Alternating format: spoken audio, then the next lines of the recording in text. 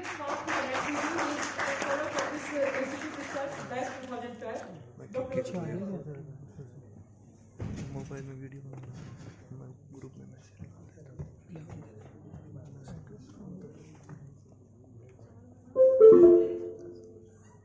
तेरा मोबाइल देखो खोल के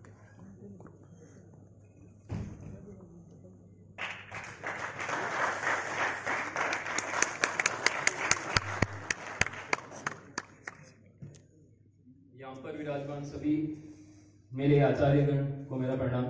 मैं एनआईएस में 2012 बैच में मैंने एडमिशन लिया था और अभी 2018 बैच के अंदर मैं पास आउट हुआ। 2017 के अंदर मेरी स्नातक पूर्ण हो गया और उसके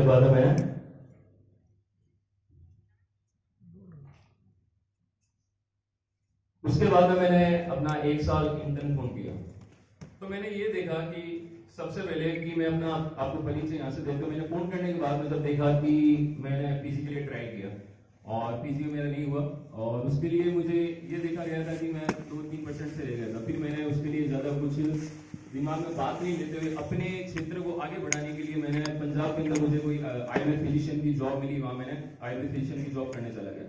फिर उसके निरंतर मैंने फिर पीछे मुड़ के कभी देखा ही नहीं। फिर उसके बाद में जब फिर आगे जैसे सीढ़ियां मिलती गई, फिर मैंने यहाँ पे सीसीआरएस के अंदर जम्मू के अंदर आरआईडी की जॉब है, वहां पे मैंने एज एसआरएफ ज्वाइन किया।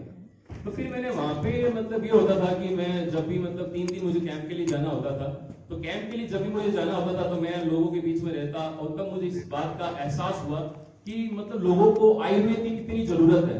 कि आज के समय के अंदर की मतलब हम सब देख रहे हैं कि हर तरह की एंटीबायोटिक है, बहुत सी चीजें वो रेजिस्टेंट होती जा रही है और मतलब हम इसके बारे में बात करते हैं कि आयुर्वेद को अगर उनको जरूरत है तो उनको बताएगा कौन। जैसे अगर उनको हम ये नहीं बताएंगे कि आपको प्रतिष्ठा हो गया, सीतोपलादी चूर्ण लेना चाहिए, ये सब कुछ लेना चाहिए, उनको इस चीज के बारे में नहीं बताएंगे, वो कभी ले नहीं पाएंगे। तो वहां पे मैंने इस चीज को नोटिस किया और मतलब ऐसे बहुत से लोग थे वो आयुर्वेद लेना चाहते थे। तो धीरे धीरे मतलब मैंने वहां पे 10 महीने की जॉब की और वहां पे मुझे बहुत से ऐसे अवसर मिले। मैंने लोगों को काफी मतलब सेमिनार होते थे जहां वहां जाता आयुर्वेद के बारे में लोगों को बताता। तो उसी निरंतर क्या हुआ कि मुझे वहां पे सेना में जाने का मौका मिला कि वहां पे एक पीएससीआरपी का कैंप चलता है, वहां पे कोई डॉक्टर ने ज्वाइनिंग नहीं की थी। तो मुझे निदेशक महोदय ने कहा था कि आपको वहां पे जाना है, जो बॉर्डर पे है मैंडर, वहां पे जाना है। तो वहां पे मैंने देखा कि वहां भी 7 दिन का मेरा कोई कैंप था, वहां पे मुझे लेना था। तो उसमें मैंने काफी मतलब जो वहां पे गांव में जो कैंप होते हैं, गांव में पेशेंट और देखने होते हैं, तो वहां पेशेंट देखते हैं। तो उस दौरान क्या हुआ था कि वहां पे एक बटालियन आई हुई थी, 183 बटालियन की एक छोटी कंपनी आई हुई थी, काफी कंपनियां थी वहां पे। तो वहां के जो डिप्टी कमांडेंट थे उन्होंने मुझे कहा था कि सर हमें भी आयुर्वेद के बारे में थोड़ा बताइए। तो वो 7 दिन के अंतराल के अंदर मैंने उनको आयुर्वेद का इतना भर दिया, इतना ज्यादा भर दिया था आयुर्वेद से, मतलब हर चीज से रूबरू कराया। एक तो होता है कि किसी चीज को हम झूठी बात कहते हैं और एक बिल्कुल जो वास्तविक बात होता है उनसे को बताते हैं भाई आयुर्वेद क्या है। तो वो लोग इतना ज्यादा खुश हुए और काफी बीमारियां मतलब 5-5 7 दिन में वहां पे काफी ऐसे फौजी थे वो सही होने लगे। उसका इंटरव्यू भी आप देख सकते हैं। तो वहां पे एक ऐसे पेशेंट थे, देवेंद्र जी नाम था जिनका, और वो क्या हो रहे थे कि उनके जो बैकबोन जो स्पाइन वाली प्रॉब्लम थी, ठीक है, पैरालिसिस हो रखा था। तो वहां पे मैंने उसको उन पेशेंट के अंदर उन्होंने मुझे जो बताया डिप्टी कमांडेंट ने कि भाई ये 2-1 साल हो गए, काफी ट्रीटमेंट सब जगह से ले लिया लेकिन ये सही नहीं हो पाए।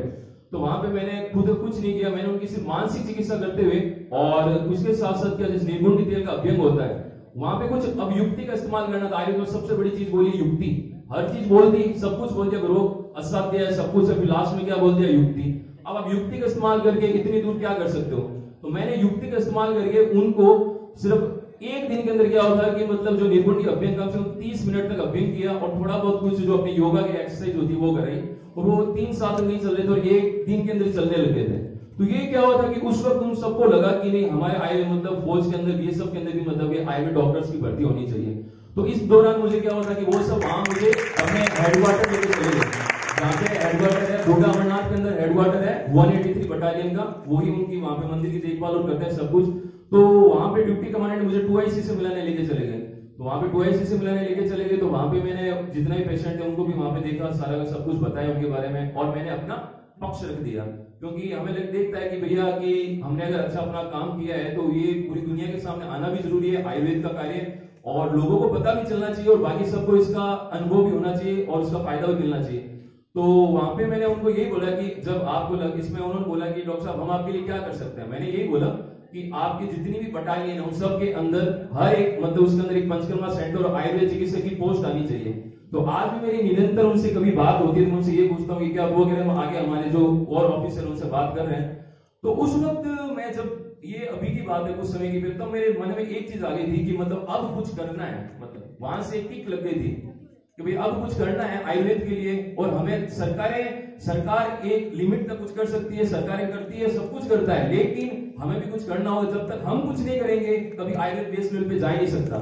सब कुछ कार्य हो रहा है, लेकिन उस वक्त मैंने वहीं पे आपको आते ही डिसीजन लिया और मैंने सीसीआरएस के अपनी पोस्ट से रिजाइन दे दिया। वहां से आते रिजाइन दिया और डिसाइड था कि मुझे कुछ करना है। तो वहां पे उसी दौरान मतलब कोरोना काल चल रहा था, मैंने रिजाइन दिया, काफी कुछ मतलब प्रॉब्लम हुई उस टास्क के अंदर। मैं सीधा घर आया, घर आने के बाद बहुत कुछ डिफिकल्टी हुई थी, कुछ सामान और लेना था जो भी वहीं छोड़ा। आने के बाद तुरंत ही अपना क्लिनिक सेटअप डाल दिया। आने के बाद में क्यों अभी ये सही समय है और लोगों को इनको हमें जागरूक करना चाहिए और लोगों को बताना चाहिए कि आयुर्वेद रियल में क्या है, वास्तविक रूप से क्या है। क्योंकि हमारी सबसे बड़ी बात यह है कि इतने हजारों सालों की सबसे बड़ी चिकित्सा पद्धति, पुरानी चिकित्सा पद्धति, लेकिन हम इसको पहचान ही नहीं पा रहे। क्या रीजन है? अब योगा थे, हम जैसे योग की बात करते हैं, जब ये हमारे पास योगा है, अब हम योगा कभी करते नहीं। जब ये हमारे रामदेव जी महाराज या फिर क्या फॉरेन से घूम के आए योगा, तब हमें लगा कि नहीं हमें योगा करना चाहिए। ऐसे अभी आयुर्वेद के साथ क्या हो रहा है, आयुर्वेद है हमारे पास लेकिन हम चीजों को पहचान नहीं रहे। जब ये चीजें हर्बल फॉर्म आने लगी, हर्बल टाइप के अदर प्रोडक्ट आने लगे, तो हम इसको अपनाने लगे, नहीं ये चीज लेना चाहिए, वो चीज लेना चाहिए। अगर हमारे पास इतना ये वरदान है, सब कुछ है कि हम चाहें तो कुछ भी कर सकते हैं।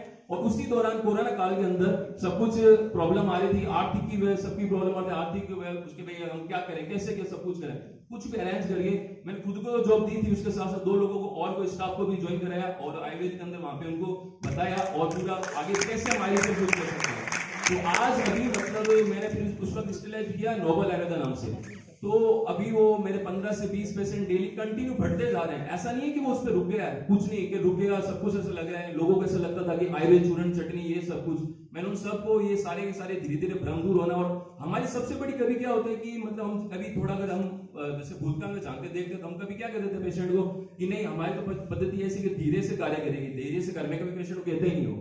मेरा सबसे बड़ा यही है, रामबाण में कभी पेशेंट को नहीं कहता कि धीरे से कार्य करेगी, लेकिन आज ही काम करेगी, अभी काम करेगी। और ऐसे पेशेंट को होता भी है। मैंने कहा वो कहते हैं कि जैसे मैं कहा आप बताओ, इससे बोला आप रात को लेते हो, कभी ऐसा होता है कि आपको जो मल त्याग हो रहा है कि 2 साल बाद हो रहा है, 1 महीने बाद हो रहा है? नहीं। आप बताओ कि आप जैसे कुछ भी हल्दी ले रहे हो, आपको पता है हल्दी ज्यादा खाने से आपको दिक्कत होगी, उष्ण है, हर चीज काली मिर्च है, सब चीजें सब कुछ पता है, लेकिन हम क्या इन चीजों को अपनाना नहीं चाहते हैं। और या फिर क्या होता है कि हमें ऐसा लगता है कि, और सबसे मेन चीज बात क्या होती है, पेशेंट के अकॉर्डिंग अगर हम चलते हैं, जैसे कई बार क्या होता है पेशेंट को लगता है कि वो इतनी कड़वी चीज में कैसे पीऊंगा, ये सब कुछ पीऊंगा, तो ये सबसे बड़ा योगदान माने तो आयुर्वेद की जो भी आज मार्केट में कंपनियां चल रही है उनका भी बहुत बड़ा योगदान है। क्योंकि सिर्फ एक चिकित्सक कुछ नहीं कर सकता, उन्होंने कंटिन्यू, जब आयुर्वेद इतना नहीं था तब भी निरंतर मेडिसिन बना रहे थे और सब कुछ वो लोगों को दिला रहे थे, वो कंटिन्यू हमारे पेशेंट के पास पहुंच रही थी।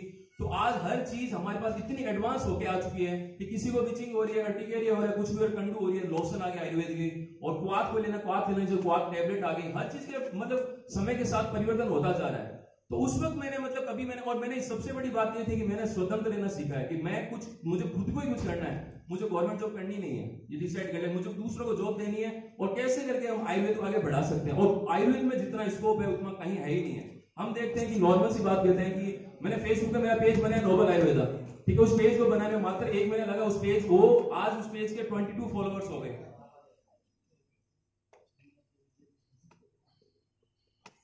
तो वहां पे वो सारा देखा थी। उसके बाद में हम देखते हैं कि और जैसे YouTube पे कुछ भी किसी का रहता है, आप सब भी वो कर सकते हो, मेरा नहीं है, मैं ऐसा नहीं कह रहा कि मेरा है, हर कोई ऐसा कर सकता है। तो अभी जैसे यहाँ पे आना हुआ तो मुझे सर ने बोला था कि आप बच्चों को कुछ अपना कुछ बताओ जो आपने कुछ किया है। तो इतनी सी बात कहता है कि भाई आप भी सब कुछ कर सकते हो और कितना भी कुछ भी हो, समय कितना भी खराब हो, अगर करने का मन में कुछ ठान लिया तो बिल्कुल आप आयुर्वेद कुछ कर। बहुत सारे ऑप्शन है, इतने ऑप्शन है कि हम एक बीमारी को पकड़ के कुछ चलते हैं तो वो भी सब कुछ सही होता है। और ऐसे कि आप कैसे जाएंगे, फटाफट रिलीफ भी हो रहे हैं और सब कुछ अगर हमें सब सही मिलता है तो मैं आप सबसे यही कहना चाहूंगा कि अपना पेट बनाए रखें और कभी ऐसा डाइवर्ट होने की जरूरत नहीं है। आने वाला समय अभी गोल्डन एरा चल रहा है आयुर्वेद का, तो आप कुछ भी कर सकते हो और निश्चित रूप से आगे बढ़ो।